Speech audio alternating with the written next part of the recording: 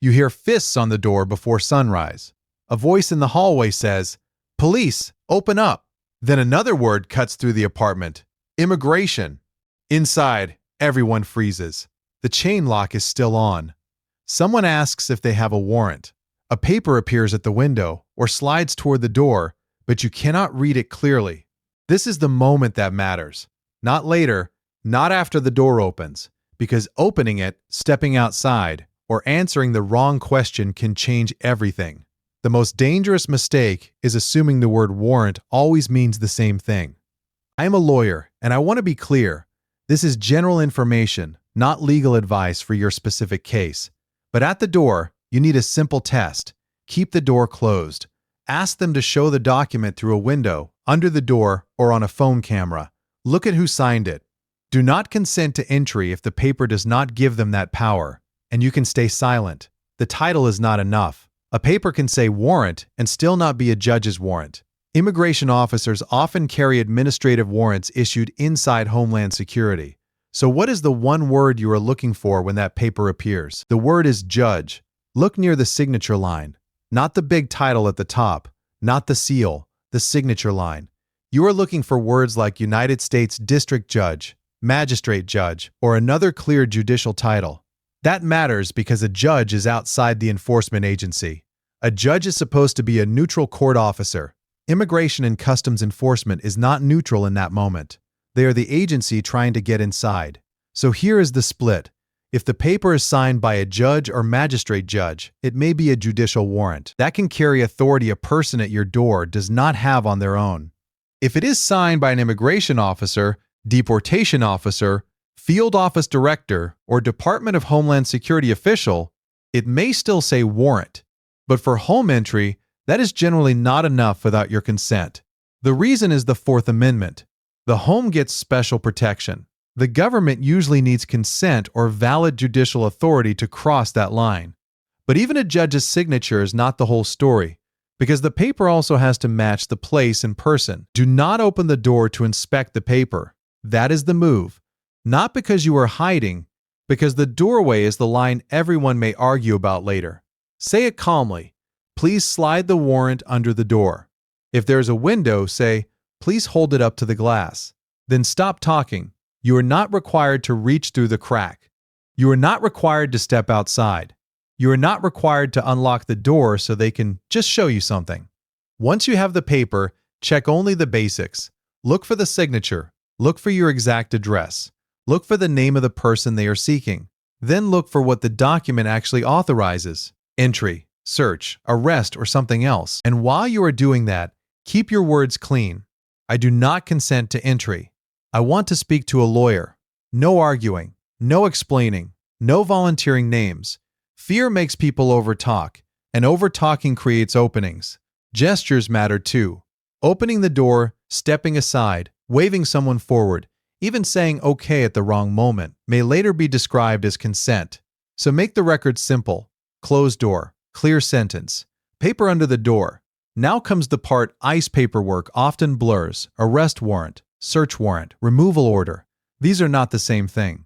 There are three documents people mix together. A judicial search warrant is the strongest for entering a home. It comes from a court, names a specific place, and says what officers may search for. Even then, it has limits. A warrant for one apartment is not a warrant for the whole building. A warrant for documents is not permission to search every pocket in the room. A judicial arrest warrant is different. It is about a person, not a place. If officers have reason to believe that named person lives there and is inside, it may allow them to enter that person's own residence to make the arrest, but it does not automatically turn into a house-wide search, and it does not automatically let them enter a neighbor's home just because they think the person visited. Then there is the ICE administrative warrant, or a removal order. That is immigration paperwork. It may have official seals. It may look serious, but by itself, it generally does not give ICE the power to enter your home without consent. That is the trap. One word changes the power: judicial. But what if the officers say, open up anyway, or threaten that refusing will make things worse? If they keep pressing, your safest tool is not an argument. It is a sentence. Say, I do not consent to entry. Then stop. If they ask where you were born, say, I choose to remain silent. If they ask who else is inside, say, I want a lawyer. Short, calm, repeat it if needed. Do not explain your status. Do not describe how you entered the United States. Do not guess. Do not joke. And do not hand over false papers, because a bad answer can create a new problem even if the original entry was unlawful. The point is not to win a debate at the door. The point is to avoid giving consent, giving information, or signing away rights under pressure. If officers force their way in, do not block them with your body. Say again, I do not consent. Ask for a lawyer. Then remember details: names, badge numbers, time, location, what was said, what was taken. Because later, facts matter. But in the moment, clarity matters more. This is where the story gets bigger than one doorway, because the real pressure tactic is confusion. That confusion is the point. At the door, the government has training, uniforms, radios, and paperwork. You have seconds. Maybe your kids are behind you. Maybe a neighbor is watching. Maybe the word warrant hits your ear and everything else goes blurry. But the Constitution does not disappear because an officer sounds confident. The home is the strongest protected place in Fourth Amendment law. That is why warrantless entry is generally disfavored. And that is also why consent matters so much. Consent can turn a closed door into an open one, not because the paper changed, but because fear made the decision. So the real question is not only, do they have a document? It is, what kind of authority does that document actually carry? ICE may say police. They may hold up something official. They may say this will only take a minute. They may create urgency because urgency makes people skip the one step that protects them, slowing the encounter down. Asking to see the paper is not hiding. Staying silent is not disrespect. Refusing consent is not obstruction. It is the legal boundary line. Rights only work in the moment when you can use them before panic speaks for you. So when the knock comes, the answer is not a debate. It is a checklist. Here's the checklist. Keep the door closed. Ask them to slide the paper under the door or hold it up to a window.